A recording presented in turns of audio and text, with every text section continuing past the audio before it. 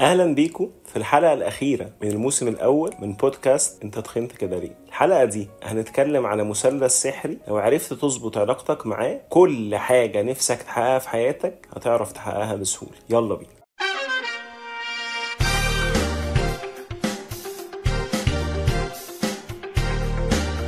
اهلا بيكم في الحلقه الاخيره من الموسم الاول من بودكاست انت تخنت كده ليه. الحلقه دي هنحاول نسمرايز ونكونكلود فيها حاجات كتير من اللي اتكلمنا عنها على مدار البودكاست. هنتكلم فيها على اشهر واهم مثلث لو عرفت تظبط علاقتك بيه هتظبط علاقتك بكل حاجة انت عايزها في حياتك، وبالنسبة لك تحقيق الاحلام هيبقى مجرد your daily life practice، هتبقى حاجة بتعملها كل يوم. انك كل ما بتحط هدف، كل ما يبقى عندك حلم تقدر تحققه بمنتهى السهولة. المثلث ده هو مثلث الأفكار والمشاعر والسلوكيات.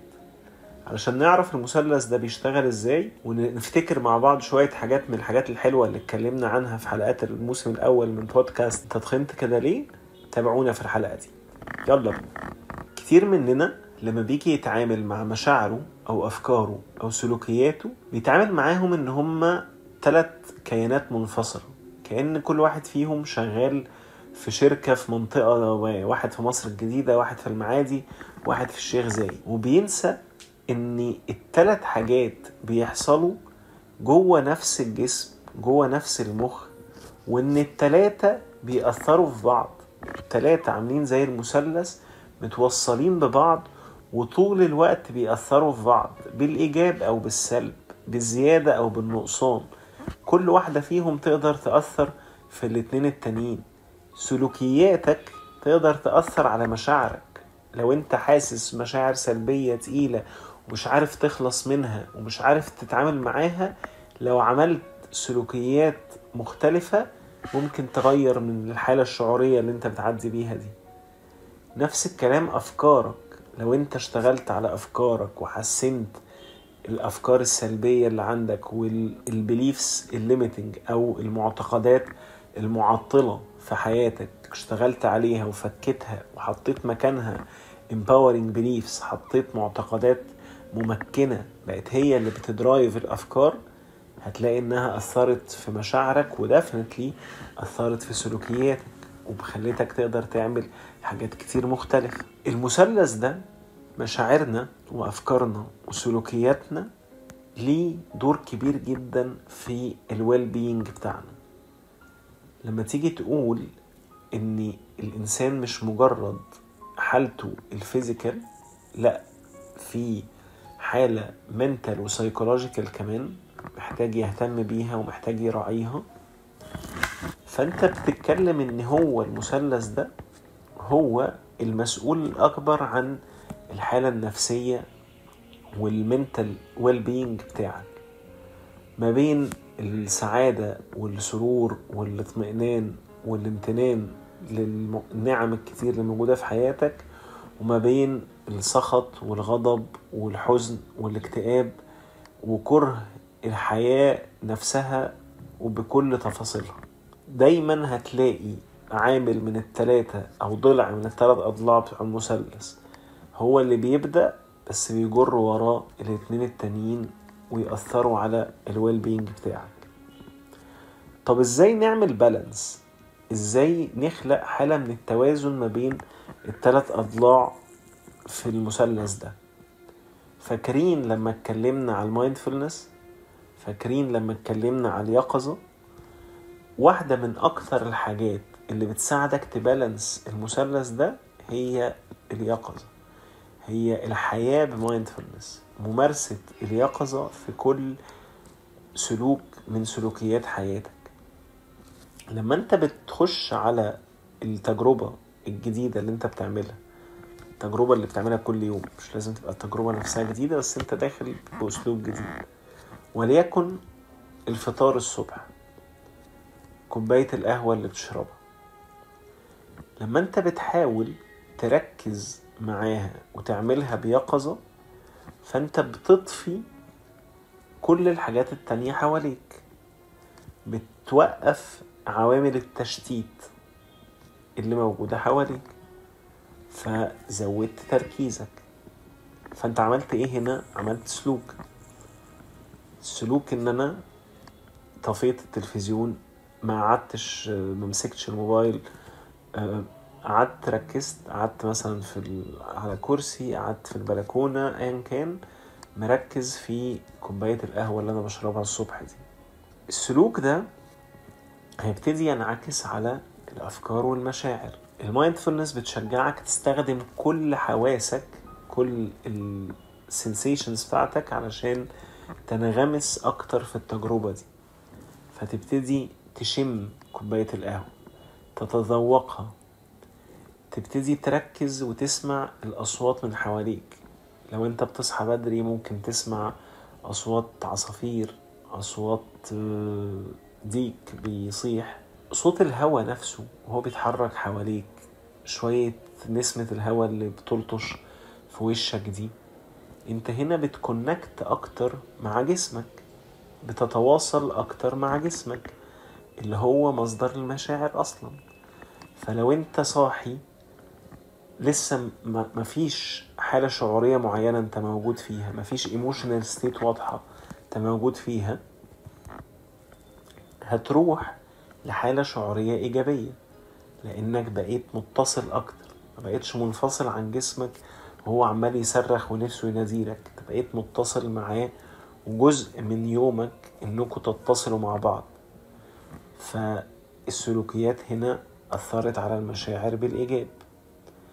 تبتدي تشوف الافكار، بدل ما انت مخك عبارة عن افكار متصارعة كتير جدا بتجري ورا بعض، وده متسق مع العالم السريع قوي اللي احنا عايشين فيه اللي بيجبرك على انك تعيش بسرعة مضرة. لا، لما هتاخد وقتك وتقول انا مخصص 5 دقايق اشرب فيهم كوباية القهوة دي بيقظة، مخصص ربع لتلت ساعة افطر فيها مايندفولي، على مش هعمل اي حاجة غير ان انا هفطر في الوقت ده. ما تبقاش بتاكل وفاتح الموبايل وفي تلفزيون شغال وفي حد بيكلمك من جوه، وانت اصلا جنب كل ده مخك شغال بيفكر بقى في الشغل، بيفكر انا هعمل ايه في الميتنج النهاردة، انا هقفل الديل دي ازاي، انا هعمل ايه في العملية، انا عندي رسم عمارة جديدة ولا فيلا محتاج ارسمه واسلمه النهاردة، مش عارف ايه. الدوشة الافكار الكتير دي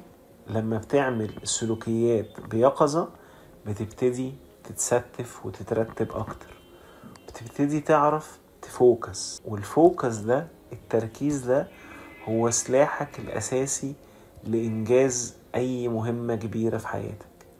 هو اللي بيساعدك تحقق اي حلم او اي طموح عندك. التركيز، لو ركزت، لو سحبت طاقة مخك وطاقة subconscious mind بتاعتك المهولة دي ووجهتها في اتجاه واحد، تأكد ان حتما ولا بد انك هتوصل لأعلى بكتير من اللي كنت بتحلم بيه. عدوك الأساسي في رحلة تحقيق الحلم هي المشتتات.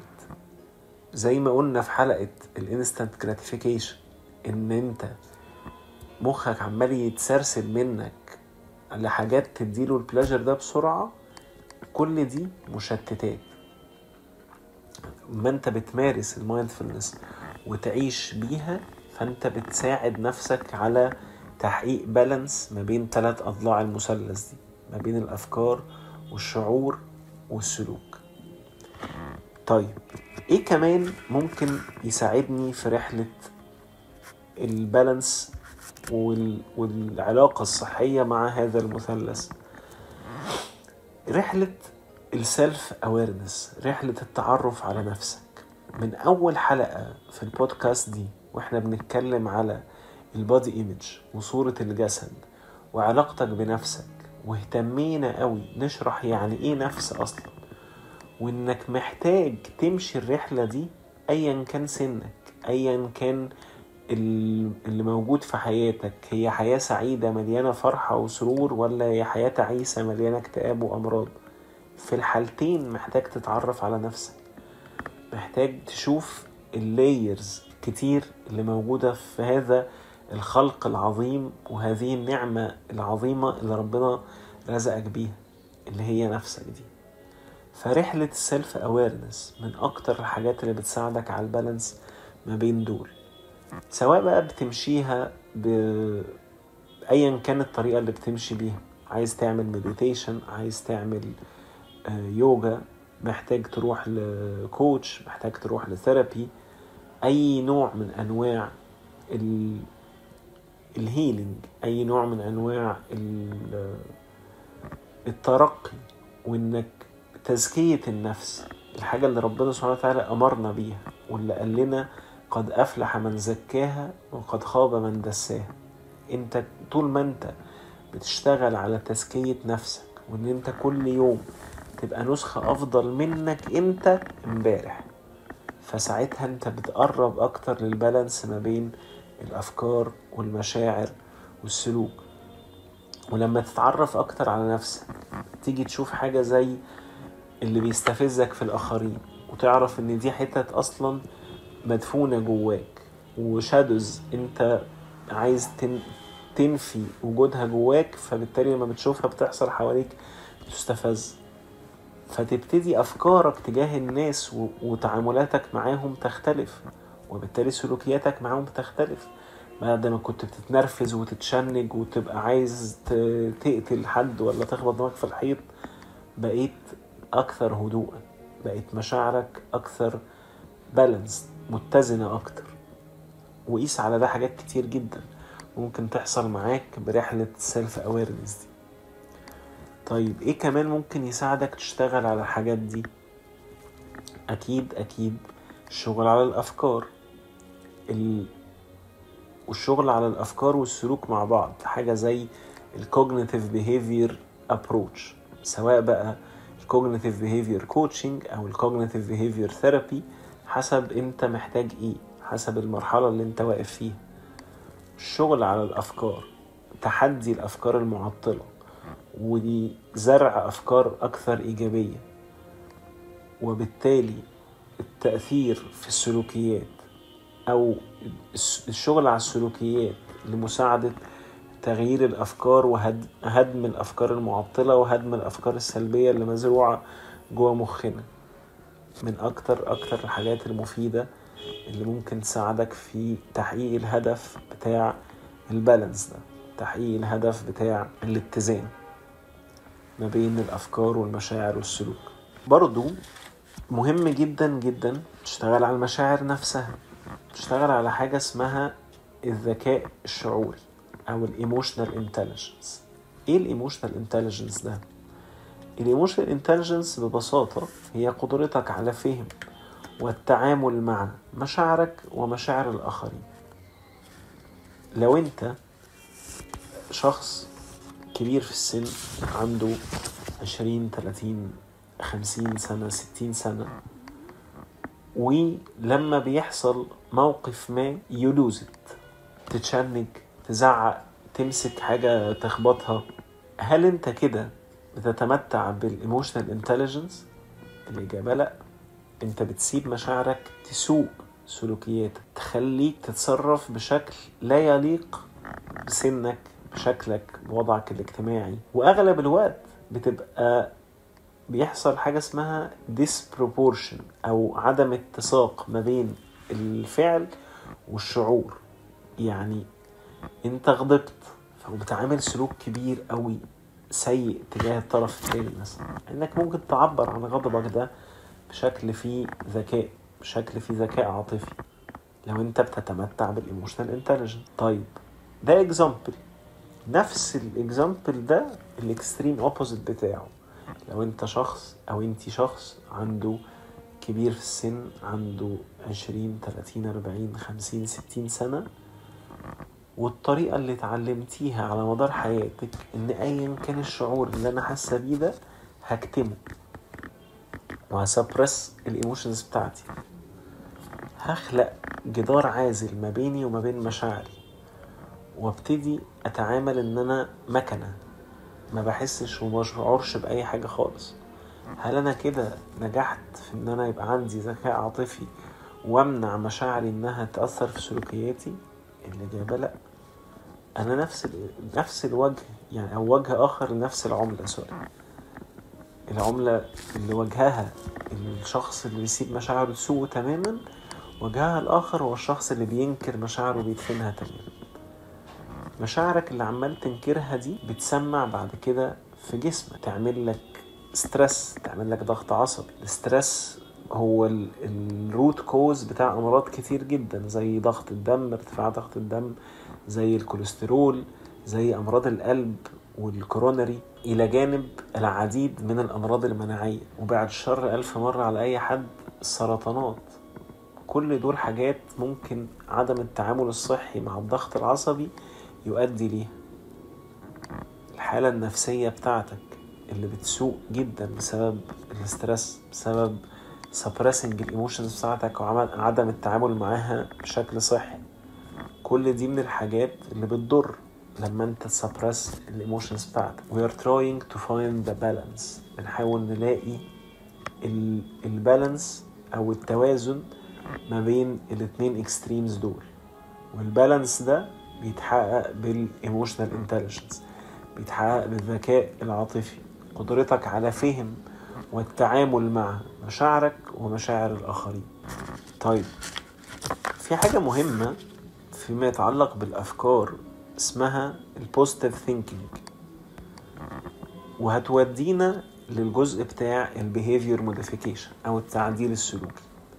ايه البوزيتيف ثينكينج ده، وليه هو بيفرق ويحقق لك البالانس ما بين أعضاء المثلث دول؟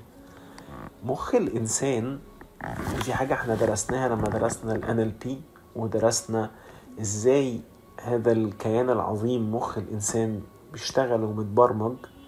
مخ الإنسان عنده حاجة اسمها automatic negative thoughts، الأفكار السلبية التلقائية.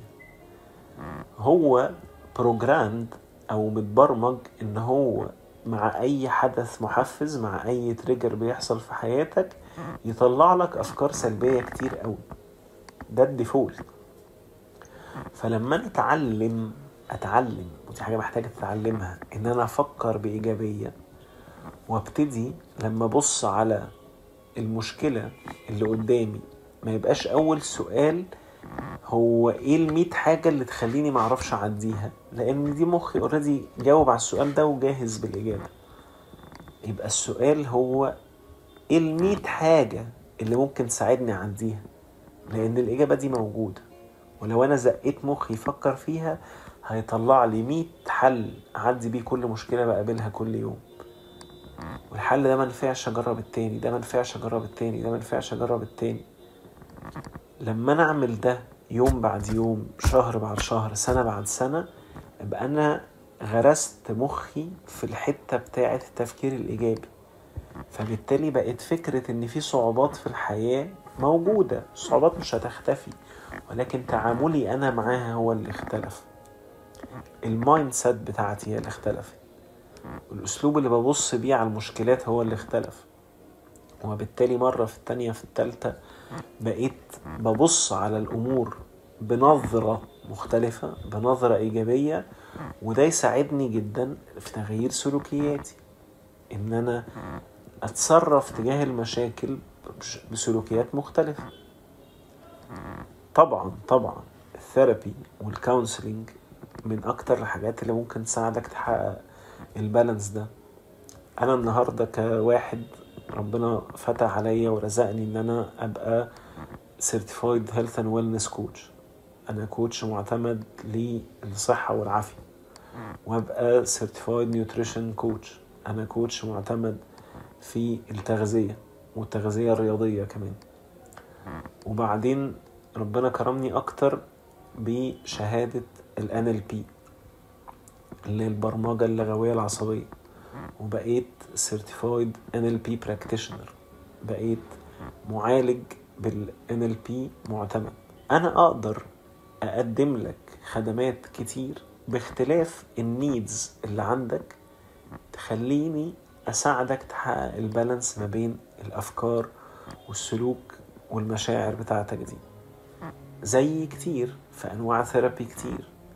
مهم تفهم إن في فرق بين السايكايتريك اللي هو الطبيب النفسي اللي هو يقدر يشخص ويقدر يوصف أدوية محتاجها المريض النفسي، وبين السايكولوجيست أو الثيرابيست اللي هو المعالج النفسي، اللي هو الشخص اللي بيشتغل معاك على المثلث اللي احنا بنحكي عليه ده، على الأفكار والمشاعر والسلوك.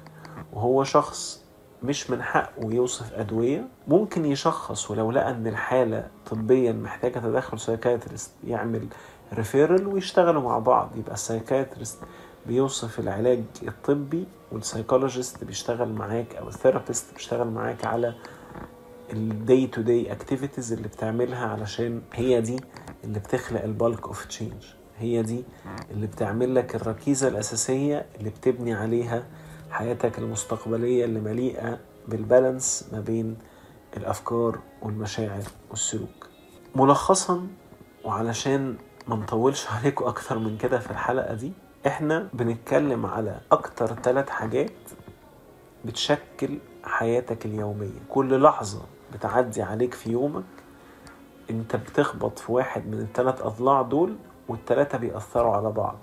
يا إما مشاعرك بتتلمس بتستفز بالإيجاب أو بالسلب، يا إما أفكارك يا إما بتطلع من جواك أفكار معينة أغلبها سلبي، زي ما فهمنا إن المخ أوريدي بيطلع أفكار سلبية، يا إما سلوكياتك هي اللي بتملي عليك ردود أفعال من الناس، فتبقوا دايما في حالة أخذ ورد أو باك اند فورث كده.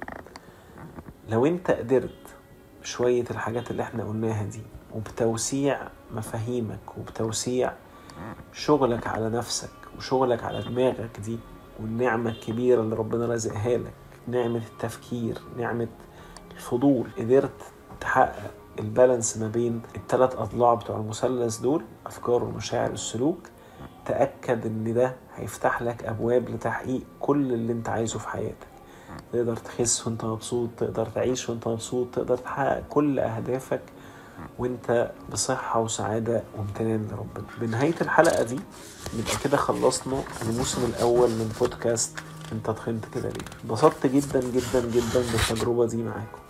اتكلمنا عن حاجات كتير، من أول البادي ايميج وإيه هي معناها، وإيه علاقتنا بصورة الجسد، وليه أغلبنا إن لم يكن كلنا بيعاني من صورة جسد سلبية، وإزاي نتغلب على ده. اتكلمنا بعد كده عن زيادة الوزن وهي بتحصل ليه، وحاولنا نفصص ونمحص في كل الاسبكت اللي ممكن تبقى مؤثرة على زيادة الوزن، وإيه السلوكيات اللي فيها، وإيه دور المخ في كده، وإيه دور الجسم في كده. ومشينا مع بعض رحلة لأي حد بيعاني من زيادة الوزن، إنه إزاي يقدر يغير من ده، يقدر يغير من سلوكيات اللي موجودة في حياته، المشاعر اللي بتزقه تجاه السلوكيات دي، الأفكار اللي مرتبطة بالسلوكيات دي، ويقدر يخلق عادات جديدة في حياته.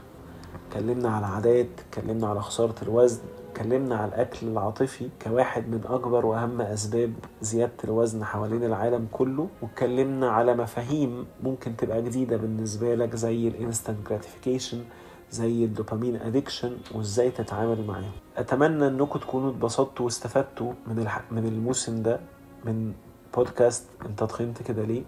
ان شاء الله باذن الله قريب قوي احنا اوريدي بدأنا تحضيرات وتجهيزات للموسم الثاني، ان شاء الله قريب يخرج للنور. من هنا لحد ما ده يحصل تقدر تشوف الحلقات اللي فاتت لو مكنتش لسه شفتها. تأكد انك بتتابع البودكاست على المكان المفضل بالنسبة لك، سواء بتسمعها على يوتيوب، على أبل أو جوجل بودكاست، أو على سبوتيفاي وأنغامي. تقدر تشوف الحاجات الصغيرة يمكن في حتة فاتتك، أو تتناقش معانا على السوشيال ميديا لو عندك أسئلة معينة، لو عايزين تقترحوا علينا توبكس. أنا أحب جدا أسمع منكم إيه التوبكس اللي تحبوا نتكلم عليها في الموسم الثاني. إن شاء الله في الموسم الثاني هيبقى في حاجات مختلفة أكتر، هيبقى في حاجات شيقة أكتر، هيبقى في معلومات جديدة وتجارب نجاحات لناس عملت إنجازات كبيرة بأنها عرفت تأنلوك بلوكجز اللي موجودة في حياتها، وعرفت تحقق إنجازات أسطورية بأنها اشتغلت على نفسها واشتغلت على دماغها واشتغلت على المثلث اللي اتكلمنا عليه بتاع الأفكار والمشاعر والسلوك، وقدروا يعملوا إنجازات كبيرة جدا. إن شاء الله هنتكلم عنهم ونتكلم عن رحلتهم، وهنتبسط كتير قوي مع بعض في الموسم الجاي ده. نتمنى من ربنا إنه يكون موسم تاني أسطوري لبودكاست انت تخنت كده ليه. اشوفكم قريب على خير. اتمنى تكونوا اتبسطتوا واستمتعتوا. متنسوش تعملوا سبسكرايب، متنسوش تتفرجوا على الحلقات اللي فاتت. اشوفكم على خير. باي باي.